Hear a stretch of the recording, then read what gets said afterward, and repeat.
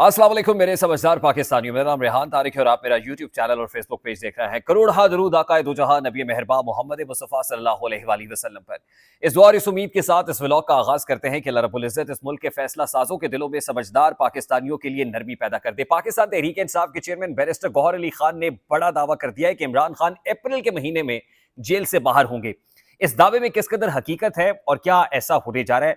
क्या पाकिस्तान तहरीक इंसाफ और इस्टेब्लिशमेंट के माबैन जो एक मुखासमत थी वो खत्म हो गई है? क्या पाकिस्तान तहरीक इंसाफ के कारकुनान के गिर्द केसेस का शिकंजा कमजोर पड़ रहा है? इमरान खान के केसेस का शिकंजा ढीला हो गया है और अगर ऐसा हुआ है तो इसके पसे पर्दा मुहरकात क्या है?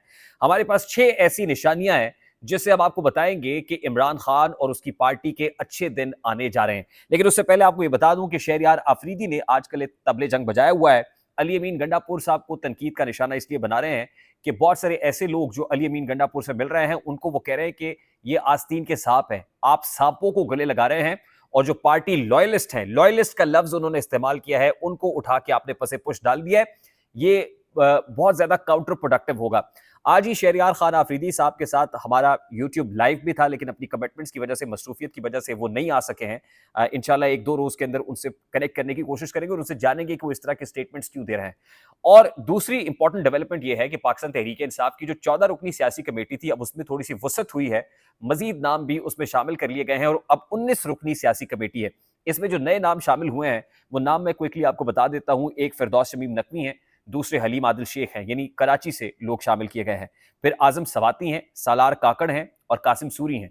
यानी बहुत ज्यादा तनकीद जो हो रही थी ना कि इसमें सेंट्रल पंजाब से लोग हैं या पंजाब से ताल्लुक रखने वाले लोग शामिल कर लिए गए हैं, तो लगता यह है कि जो आउट हो गई थी प्रोपोर्शन, उस प्रोपोर्शन को ठीक करने की कोशिश की है कि बलूचिस्तान से नाम शामिल कर लिया जाए, केपी से नाम शामिल कर लिए जाए, सिंध से नाम शामिल कर लिए जाए, ताकि सियासी कमेटी पूरे पाकिस्तान की नुमाइंदा कमेटी साबित हो। अच्छा, अब मैं उन 6 निशानियों की तरफ आता हूं जिससे लग रहा है कि इमरान खान साहब के गिर्द शिकंजा आने वाले दिनों में कमजोर पड़ेगा। और होगा क्या, ईद के बाद होने क्या जा रहा है, ये इस तरफ भी मैं आता हूं। पहली निशानी देखिए, उस रोज से मामला तब्दील होना शुरू हो गए थे या तब्दीली का नुक्ता आगाज था जिस रोज बुशरा बीबी को बनी गाला शिफ्ट किया गया था। ये पहली निशानी है।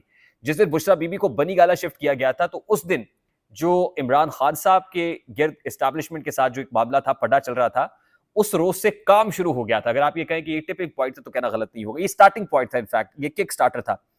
दूसरी इंपॉर्टेंट चीज इमरान खान साहब का वो स्टेटमेंट था जिसमें उन्होंने कहा था कि मैं एस्टैब्लिशमेंट से बात करने को तैयार हूं, कभी इनकार नहीं किया। यानी इमरान खान साहब के इस नैरेटिव के अंदर, स्टांस के अंदर फ्लेक्सिबिलिटी आना, तब्दीली आना।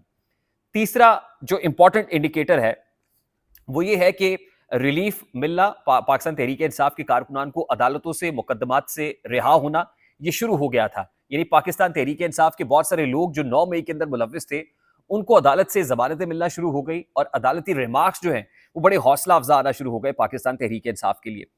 चौथा अहम इंडिकेटर रिसेंट डेज के अंदर अली अमीन गंडापुर और उनकी कैबिनेट का, यानी पेशावर काबीना का कोर कमांडर पेशावर के घर पहुंचना है, जहां पर सरदार से जो हसन रजा हयात हैं, लेफ्टिनेंट जनरल सरदार हसन रजा हयात, कोर कमांडर पेशावर जो 11th कोर को कमांड करते हैं, उनके साथ मुलाकात होना, वहां ब्रीफिंग दिया जाना, कैबिनेट के लोगों को अफ्तार डिनर देना, ये चौथा और बड़ा ही प्रोमिनेंट, रीसेंट डेज के अंदर इंतहाई प्रोमिनेंट इंडिकेटर है। जो पांचवा इंडिकेटर है वो अली अमीन गंडापुर की शहबाज शरीफ से मुलाकात है। और जो छठा इंडिकेटर है वो ये है कि वो लोग जो एस्टैब्लिशमेंट के अगेंस्ट बढ़ चढ़ कर फ्रंट फुट पर निकल के शॉटे खेल रहे थे, बात कर रहे थे, स्टेटमेंट्स दाग रहे थे, उनको जरा थोड़ा सा साइडलाइन कर दिया गया है। आपने देखा कि शेर अफजल मरवत को फोकल पर्संस की लिस्ट से निकाला गया और उसके बाद शेर अफजल मरवत साहब का जो नाम है वो सियासी कमेटी में भी आखिरी नाम के तौर पर लिखा गया। ये 6 ऐसे इशारे हैं जिससे आपको अंदाजा हो जाएगा कि इमरान खान साहब के साथ हालात कुछ बेहतर होने जा रहे हैं। अब इमरान खान की अगर रिहाई होती है अदालत की तरफ से, वैसे तो जो बैरिस्टर गौहर ने दावा किया है कि केसेस में रिलीफ मिल जाएगा। देखिए 3 केसेस, एक तो तोशा खाना केस में सजा मुअत्तली हुई, दूसरा साइफर केस है, साइफर केस वो भी अपील के स्टेज के ऊपर है, तीसरा इद्दत में निकाह का केस है और इद्दत में निकाह के केस के मामले के ऊपर 9 अप्रैल को दोबारा समाअत होने जा रही है। रिजवान अब्बासी ने जो आज किया, 9 अप्रैल को आके जवाब देना पड़ेगा और उसमें सलमान अकरम राजा ने दलाइल का आगाज कर दिया है और इसका फैसला ईद से पहले पहले होना या नहीं, जज साहब ने कहा कि 9 को बताएंगे।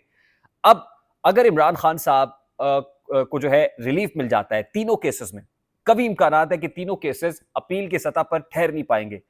अगर रिलीफ मिलता है, जाहिर है रिहाई आसान हो जाएगी, रिहाई के लिए तो फिर कोई रखना नहीं रहेगा, रुकावट नहीं रहेगी।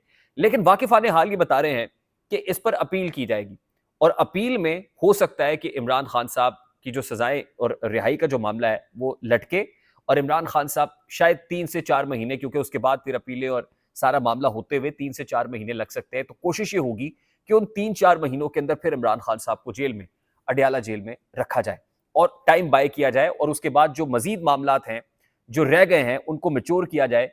ये देखा जाए कि इमरान खान इंक्लूसिव सेटअप कैसे बन सकता है, इमरान खान को कौमी धारे में कैसे शामिल किया जा सकता है। लेकिन आने वाले दिन इस एतबार से इंतहाई इंपॉर्टेंट है कि पाकिस्तान तहरीक-ए-इंसाफ ने अब ये फैसला कर लिया है कि पॉलिटिकली एंगेज करना है और पॉलिटिकल एंगेजमेंट के साथ मामलात को आगे बढ़ाना है। ये एंगेजमेंट एस्टैब्लिशमेंट के साथ भी होगी और पॉलिटिकल पार्टीज के साथ भी होगी। ईद के बाद जो एहतजाजों का सिलसिला शुरू हो रहा है, ना तो मुल्क की मईशत मुतहम्मिल हो सकती है और ना ही एस्टैब्लिशमेंट इसकी मुतहम्मिल हो सकती है। केपी के अंदर जो दहशतगर्दी वाला मामला है, उस पर भी वाकिफान हाल ये बताते हैं कि कोर कमांडर हाउस में जो डिस्कशन हुई है, उसमें रोका जाएगा कि आप केपी के हालात को डिस्टेबलाइज ना करें या वहां पर एहतजाज ना करें, वहां पर जलसे जुलूस ना करें। उससे दहशतगर्दी और दहशतगर्दों को जो है वो नकब लगाने का मौका मिल जाएगा और मामला ठीक नहीं होंगे। नंबर 1 ये बात है। नंबर 2 बात ये है कि जो इकोनॉमिक इंस्टेबिलिटी है, उसके लिए भी मनाया जाएगा और यही एक बहुत बड़ा प्रॉब्लम है और चैलेंज है एस्टैब्लिशमेंट के लिए कि वो इमरान खान से मजीद लड़ाई मोल नहीं ले सकते और इमरान खान के साथ इमरान खान को इंगेज करके मामलात को रिवर्स करना जो है वो बहुत ज़्यादा at this point in time ज़रूरी हुआ है। और इसकी वजह से ही, इसी प्रॉब्लम से जो है वो अब इस्टेब्लिशमेंट भी और सियासी जमातें भी ये पूरी की पूरी कोशिश कर रही हैं कि इमरान खान साहब को किसी ना किसी तरीके से इंगेज किया जाए, टैकल किया जाए और उनको कौमी धारे के अंदर शामिल कर लिया जाए।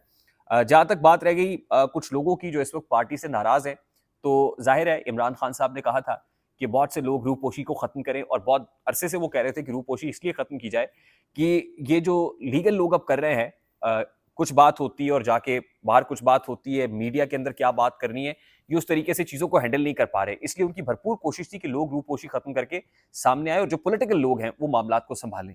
और अब वो ये समझ रहे हैं कि इतनी बड़ी तादाद में लोग बाहर आ गए हैं, यानी रूपोशी ख़त्म करके आ गए हैं, उनको रिलीफ भी मिल गया है, तो अब शायद मामलात को बेहतर अंदाज में, एक इफेक्टिव अंदाज में आगे चलाया जा सकता है और यही वजह है कि उन्होंने अपनी सियासी कमेटी तश्कील दी है और आने वाले दिनों में आपको दिखाई देगा कि रास्ता यहीं से निकलेगा। उम्मीद है कि मेरी बात आप तक पहुंची होगी। अगर पहुंच जाए तो वीडियो को लाइक और शेयर करना मत भूलिएगा। चैनल पे नए तो चैनल को सब्सक्राइब कर दीजिएगा, बेल आइकन जरूर दबाइएगा। मुझे रेहान तारिक को इजाजत दीजिए, अपना बहुत सारा ख्याल रखिएगा। अस्सलाम वालेकुम।